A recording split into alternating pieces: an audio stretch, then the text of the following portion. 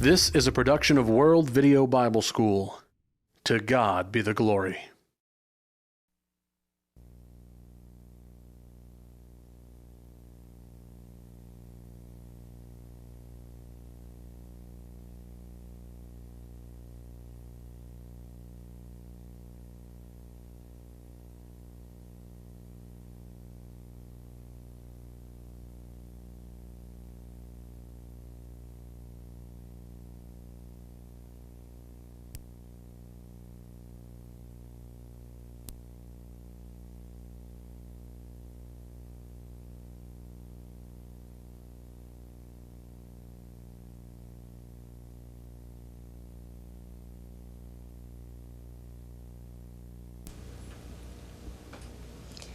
On behalf of World Video Bible School, welcome to another interview in our Gospel Preachers Living History series. I'm Waylon Deaver, and it is my honor today to be sitting next to a Christian gentleman, long-time, highly respected preacher of the gospel, Brother J A McNutt. Brother McNutt, we're delighted that you've taken the time to be with us today. Thank you very much. I feel honored to be included among the preachers that you are recording, because I know some of them have had a long history of great work in the church. I was told the other day that the best time in the world was to be in your 80s, because nobody blamed you for anything. When you was in the 70s, they held you accountable for everything. But in the 80s, well, they said, well, he can't help it, he's getting old. And you said you will be 90 years old next month? I'll be 90 years old the 16th of November. Well, why don't we go back 90 years and let you tell us about your beginning, where you were born and when. Okay. I was born about 5 miles east of Blue Spring, Mississippi, in Union County, Mississippi. New Albany is the county seat, but I'm a country boy from out far enough out I could barely hear the train whistle when it came through. But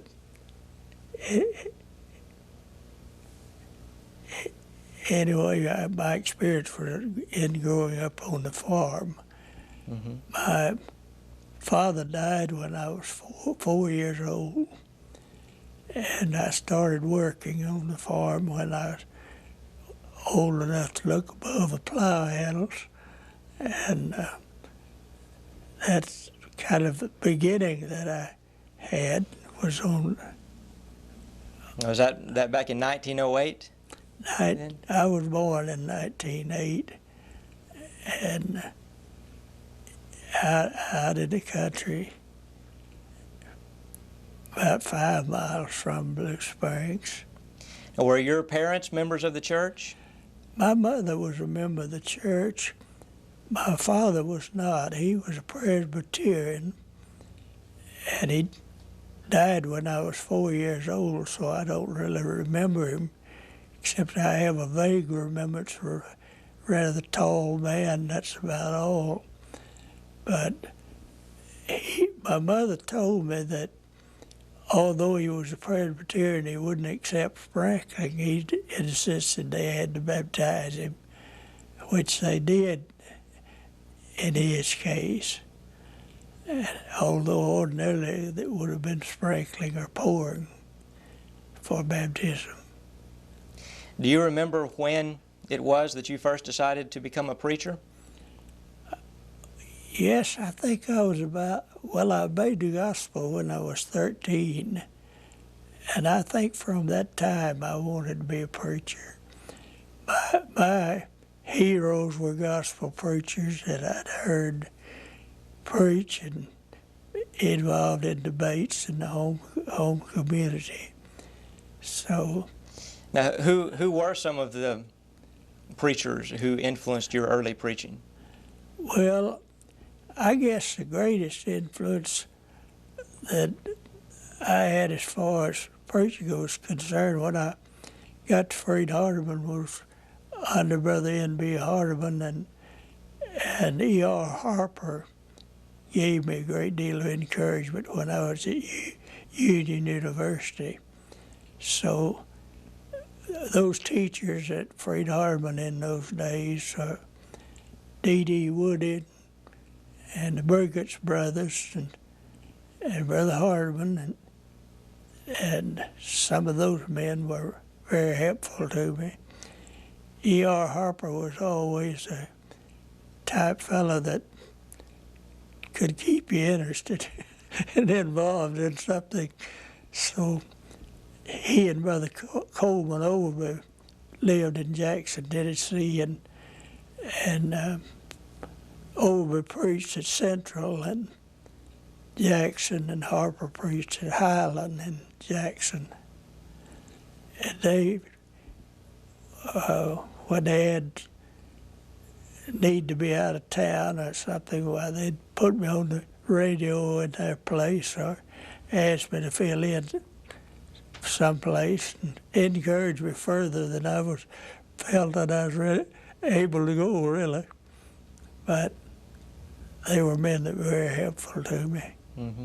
I'm sure in your experiences in your lifetime you've gotten to know a great many of the best gospel preachers that we've had this century, and many of whom have already passed on years ago. And you must have developed friendships with them and gotten to know people that we will never get to know personally this side of judgment. Yes, sir. Well, I believe so. I feel that I've been blessed in knowing some of those men, like J.D. Tant came to my home community and held a couple of meetings when I was just a teenager. And of course, I was impressed by hearing him and his unique way of presenting things. Now, what was it like to listen to Brother Tant? You never knew what Tant was going to say. He was an unusual character. For one thing, I was holding a meeting in Memphis under Tant, and Brother Tant came one night, and I wanted him to preach, but he wouldn't. He said, "No, I've come to hear you, and I'm not going to preach." Well, I wanted him to go home so I could, but he stayed with me.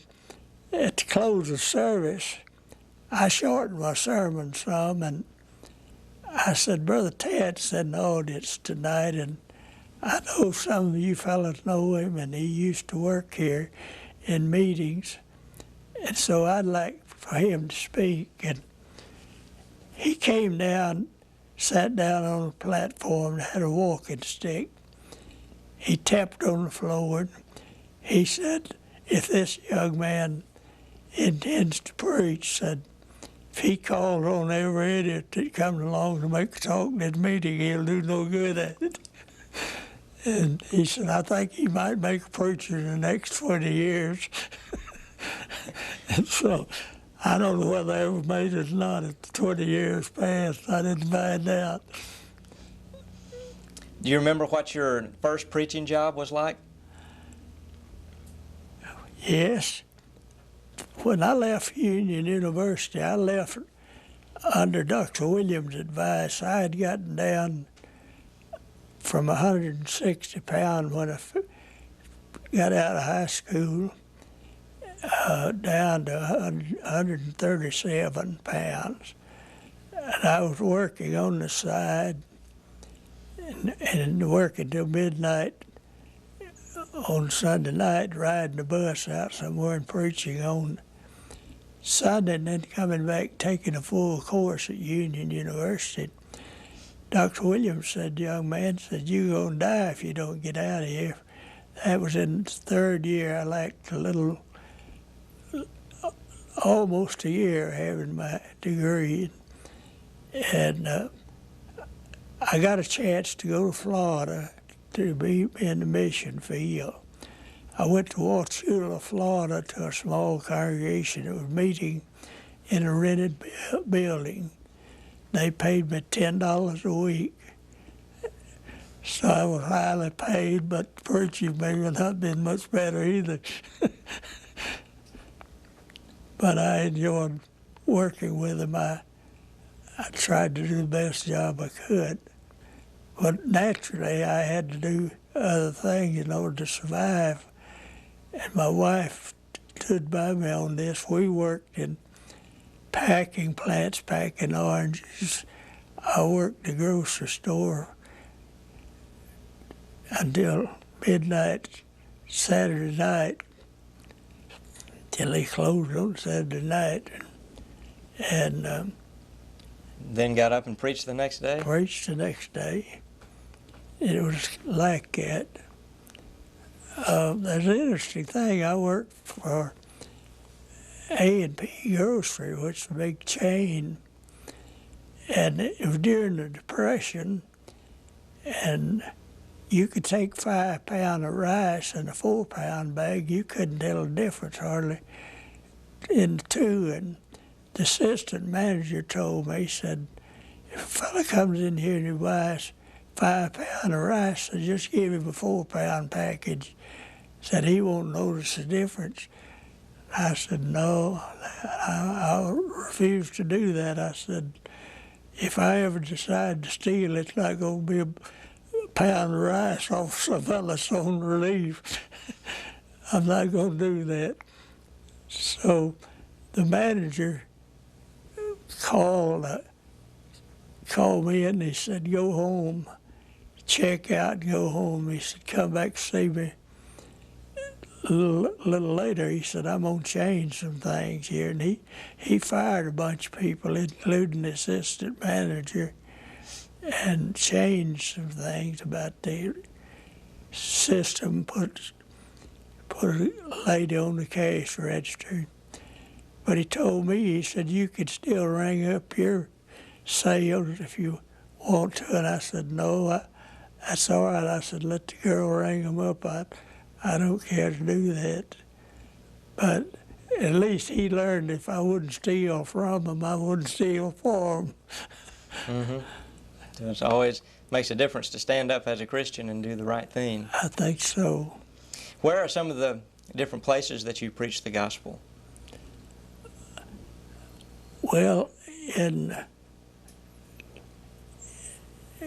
Florida, when I was in the mission field, the first preaching I did, I preached in Winter Haven and Auburndale. I helped build the first little building they had in Auburndale. Now they have a nice building. I was at Avon Park when I got an opportunity to come to Memphis in 1936. I came from Avon Park, Florida to Coleman Avenue in Memphis. That's in 96. 36, excuse me. I preached in meetings in several states. I don't know, I haven't counted them, but I held one meeting in Canada, I remember. And I preached in Scotland once, just on Sunday appointment in Scotland when we were on vacation trip. But I'd say 15 or 20 states, probably in meeting work. Mm-hmm. Now, you had mentioned earlier that for a while you went to a Baptist college. What was it like as a young gospel preacher to go to a Baptist school and be surrounded by Baptist preachers and be taught by Baptists? You know, I've thought about it since then. It maybe was a good experience for me. I'd gotten out of Fred Harmon. Brother Harmon always taught the boys how to answer questions that would come up. And he'd ask questions in class. If we couldn't come up with the right answer, he'd tell us how to answer it, you know. And so I went up there and I was kind of prepared to take care of myself. because I knew the answer to most of the questions they were going to ask. The teachers were not interested really too much in pushing their views, seemed like, but students would be, young men, would want to argue with you. And so there's very interesting things happen like that. Young Baptist preacher who's insisting on the impossibility of apostasy said, you have a son, don't you? And our son was just a baby time. I said, yes, I have a son. He said, well, he'll always be your son regardless of what he does, won't he? And I said, yes. And he said, well, once your father's son, always a son, so you can't be lost.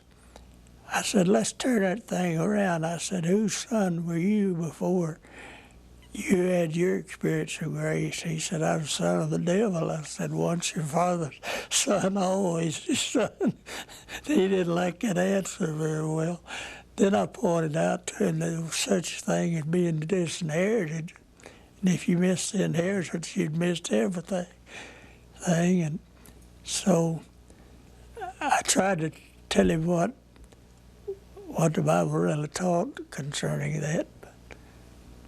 And did you find that some of your Baptist teachers would actually agree with you on what the Greek New Testament said, even though their doctrine did not agree?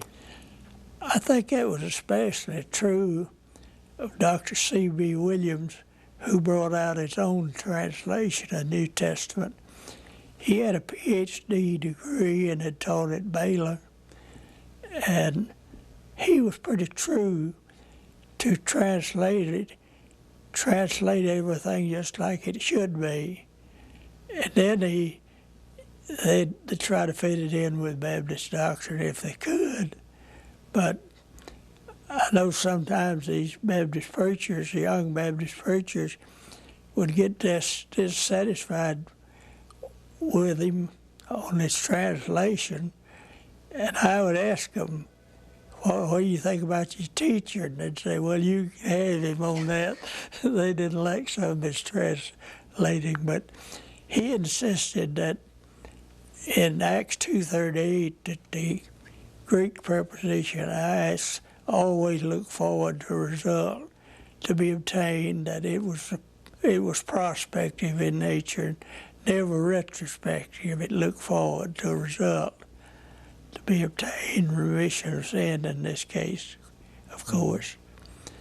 And they didn't agree with that, but the students didn't, but he held firm to his position that it meant that. And a letter that I wrote him later from Florida, he reaffirmed the same thing in a letter addressed to me. So he was a Baptist who was honest in his translating. He was just not honest with what the Bible said as far as doctrine. I felt that way about him. I couldn't understand how he could say some of the things and still consider himself a Baptist preacher, because I knew it wasn't a doctrine, but still I appreciate the fact he thought enough of his scholarship. He wasn't going to go back on his scholarship. He was going to translate it like it was. Now, you mentioned going to Freed-Hardeman College. You were there at a time where you could know Brother Freed and Brother Hardeman.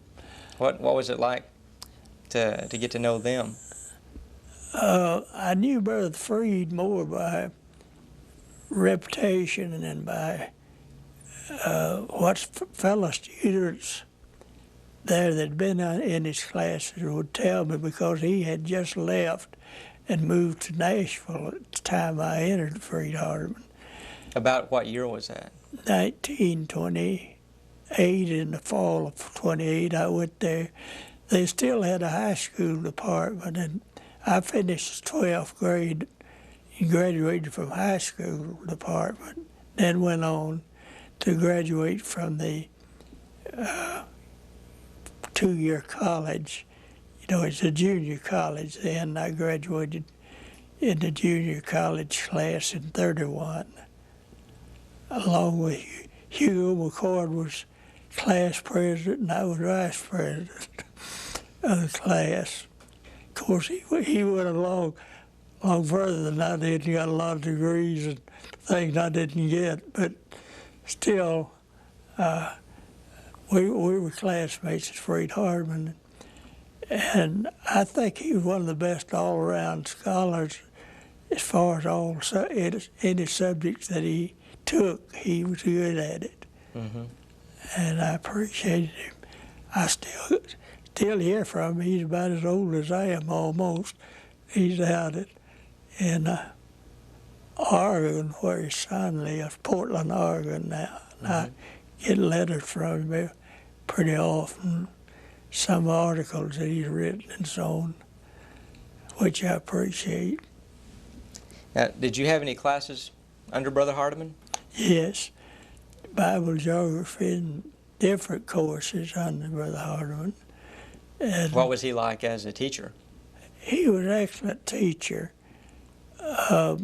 He made the Bible lands seem real, you know. You'd think he'd talk about old Mount Hermon and different physical features in Palestine as though he was describing something right before his eyes. And he made you feel like you really were getting to look at these places through his vivid description of what they were like. And that's the reason later I was glad that I could get to go see for myself some of the things that he talked about. Where were some of the places in the Bible lands that you got to visit? We took a Greek ship, SS Victoria. We went from Athens to all the islands where Paul had preached, and the Isle of Patmos where John was in exile and wrote Revelation. We were in Jerusalem, that's the only night we didn't spend on board ship. We spent the night in a hotel in Jerusalem. We went to Bethlehem, which is only a short distance from Jerusalem there. You know, I was impressed with the smallness of the land. The places were not all that far apart. It's not a big country. Distance-wise, you could see a lot of this places without having to travel too far. We went to the Dead Sea and took a boat ride on the Sea of Galilee, and all of this, you know, that points of interest we tried to see. I went down to the valley where they say, where the premillennialists think the final battle is going to be fought, Armageddon, you know. And we got down to this plain, and these Baptist preachers were running around talking about what was going to happen when the battle took place. And all this, it was rather interesting to hear their comments on it. Of course, we had a bunch of brethren along, so others, I'm sure, was hearing what they were saying and so on. But I don't know why they did have such a literal interpretation of what's going to happen on that battle, shedding blood right and left. But God's kingdom, none of this world, it's not promoted with a sword or advanced by the sword, but they seem to think that final battle is going to take place anyhow. All right. Now, for years and years, you taught at the Memphis School of Preaching.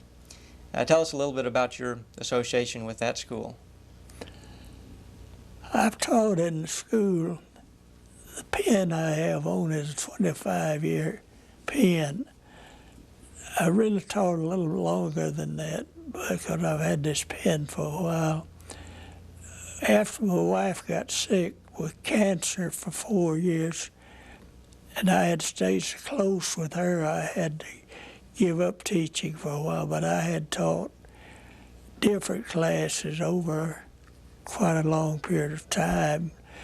Not as a full-time staff teacher, but one that taught special subjects on a part-time basis. I'd come in and teach different courses. Would you comment on the value of schools of preaching? I'm impressed with the fact that the schools of preaching are teaching the boys the Bible and having them recite biblical verses and memorize it and drill it into them to where I think they're going to make a difference in some things in the future. There's so many of these schools now, and they're having their lectures all over the country, so I think it's going to have an influence in our meeting some of our problems that we have. Now, I know that you've done a lot of writing work. Can you tell us a little bit about some of the books that you've written?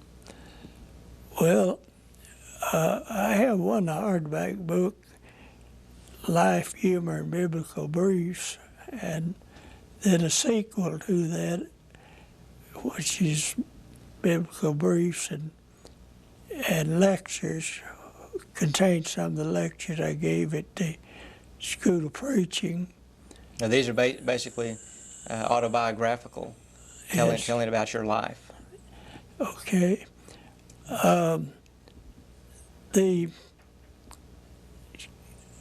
I feel like the opportunity to work with the School of Preaching gave me an opportunity to work with some young men that will have far-reaching influence after I'm gone. I regard it as a fruitful work. I think it's been a good work and one that I enjoyed very much. And I hated I had to do less of that work in the recent years. But I felt like I had a duty there to my wife. She had stood by me so long, and I knew she had terminal cancer and didn't have much hope of recovery at all. In fact, not any. At last, the doctor said she gave up. But I felt like I needed to be with her, and that prevented me from doing some further work with this school. You, I believe, have lived longer than any of the other preachers that we've interviewed so far. So maybe you can reach back into the past a little bit further and tell us what the Lord's Church was like when you were very young and just getting started.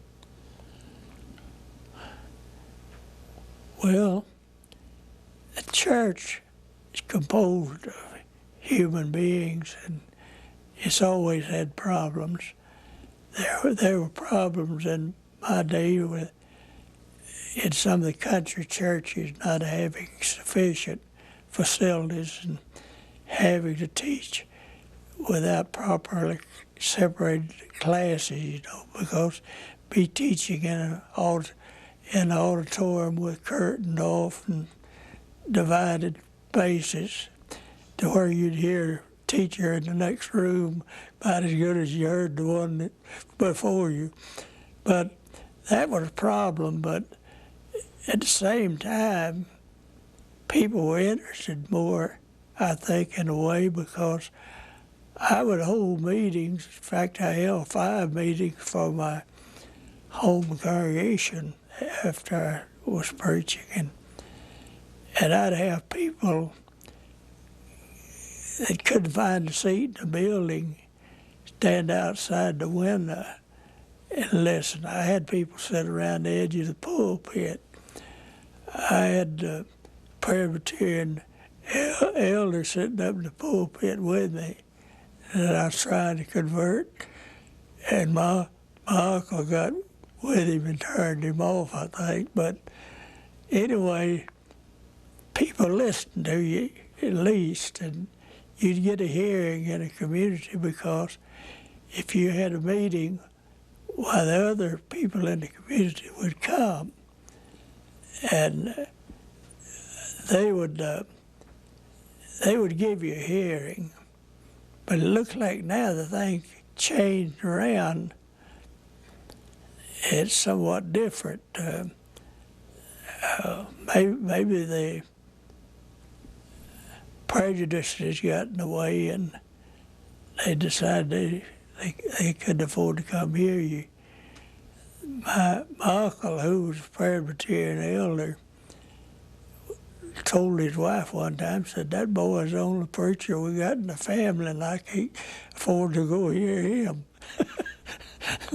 But one time he got me an appointment in the Presbyterian church to preach.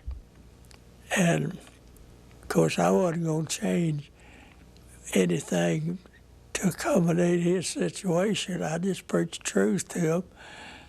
And I didn't get invited back, of course, and I don't think the Presbyterian preacher appreciated it much, but he couldn't say too much because my uncle had invited me to come, and he was elder.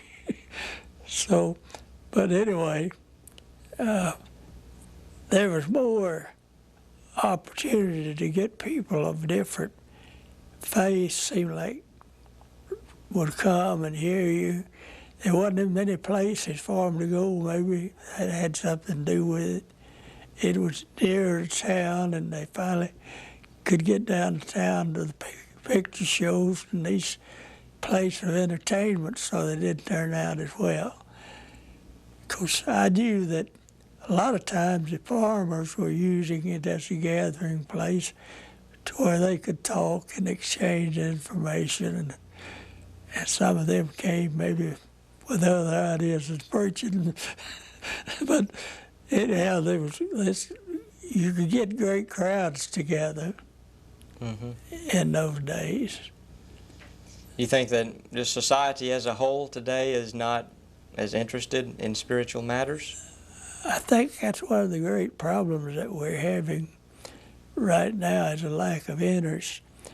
Brother Hardeman predicted this. He told us boys, he said, "We have fought the battle with denominationalism, but in the future," he said, "the battle's going to be on a different plane."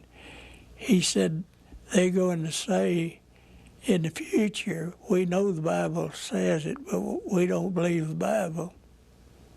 And he said, "You're going to have to contend with a different situation." So that's where liberalism comes in. Yeah, right. This is pitiful that it's come to this point, and that the morality has gone down to such a low level.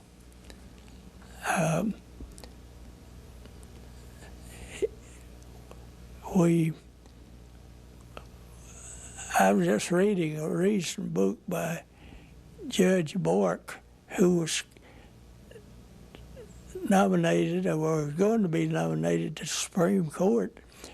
It's called Slouching Toward Gomorrah. And he ties a decline of morality in this country to modern liberalism and the support of the courts, and even the support of the Supreme Court is in favor of and promotes the agenda of liberalists. He said, "That's the reason we got such a hard battle to fight." But he was predicting that we're fast going back to the moral situation that existed in old Sodom and Gomorrah when the Lord rained the fire down on those cities and destroyed them. And at least he has some interesting arguments along that line that rather convincing, especially since you know what's going on in the society around you and how some people have no further interest, much seem like in religion. They Oh,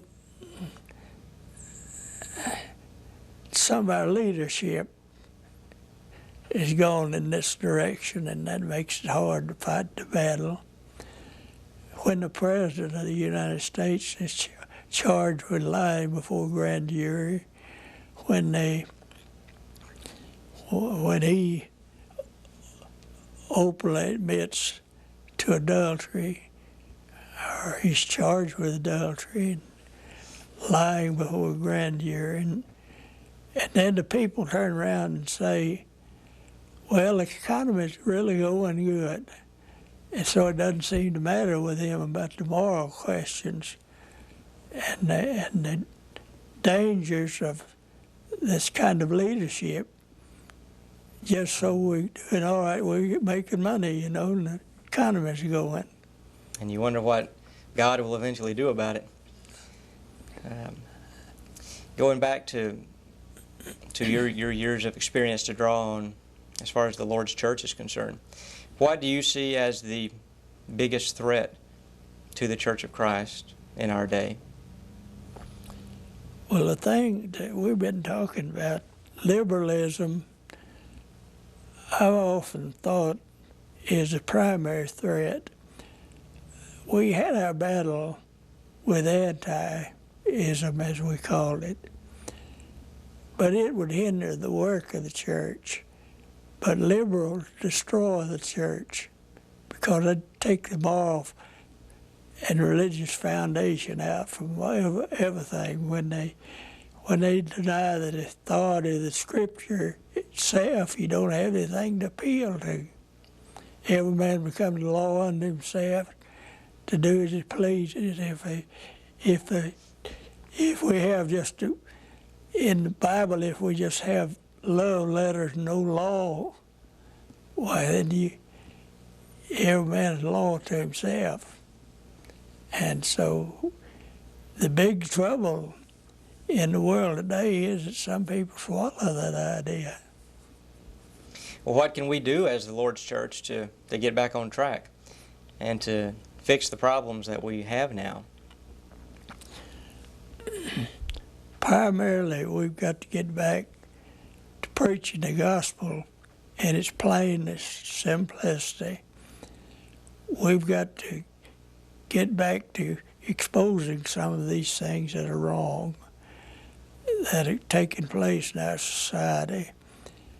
We've got to try to reestablish confidence in the authority of the Scripture and get them to consider the fact that there is a mass of evidence supporting the inspiration of the Bible itself and the Jesus Christ and His miracles, and we can meet that threat. It's been met before. In McGarvey's day, he had a battle with liberalism that took over some of the schools, and it looked like they were losing the battle, but eventually truth has to win, and the church will survive. I've never doubted that in some form the church will survive all of this. And I think eventually we'll see some people that want to get back. They get sick of this no morality, no authority, no law to guide us. We're just out there on the ocean without a compass. I think they get tired of that after a while. Brother McNutt, let me ask you one more question and then we'll wrap this interview up. You've spent a lot of years of your life in trying to train future gospel preachers. What advice would you give to young preachers who might be watching this interview 50 years from now? Truth never changes. They talk about the changing culture and everything being different today, but sin's still sin.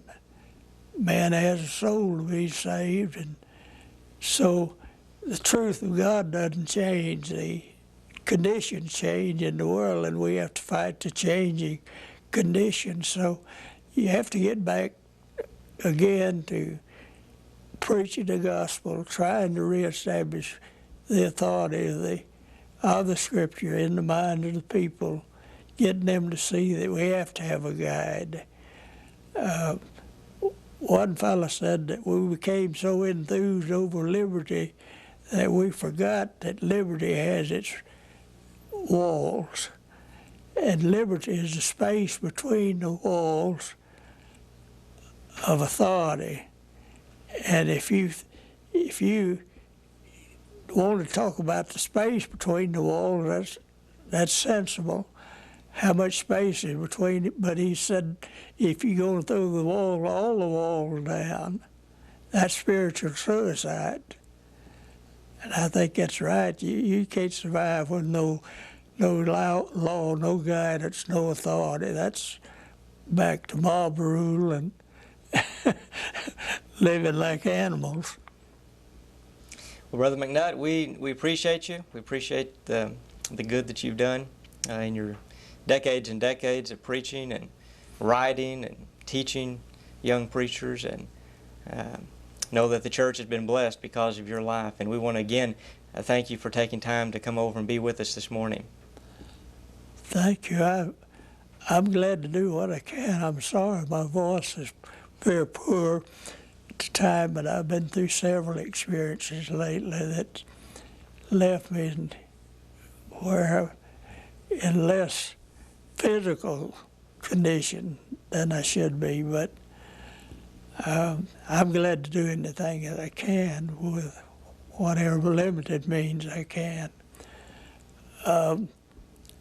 I didn't mention before that for 7 years I had a religious paper called the Bible Beacon that I published here in Memphis, and I kept it going for about 7 years. I had a religious bookstore, and my wife and I tried to supply materials for congregations to use in the teaching programs and this sort of thing. I tried to sell hardback books and didn't sell so many of them, but my wife said, what these teachers need supplies and help. She said, let's put those in. And I said, well, if you're interested in that, well, we'll do that, but I'm not too interested in it. But I found out she was right about it. We started selling those supplies even to people that were not members of the church. And we had Methodist people come in and say, we'd teach you literature if the preacher would let us. So I guess we were reaching out to some people that ordinarily you don't reach out to through that book business for about 10 years.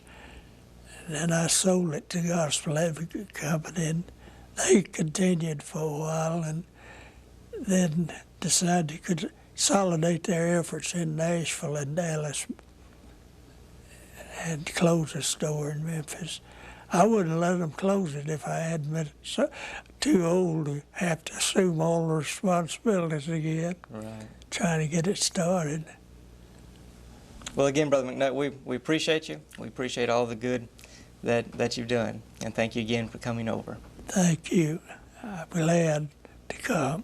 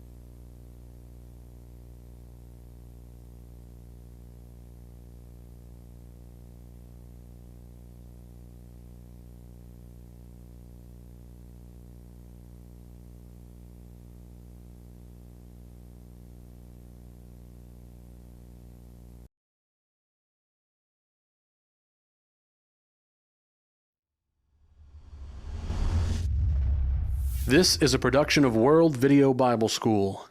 To God be the glory.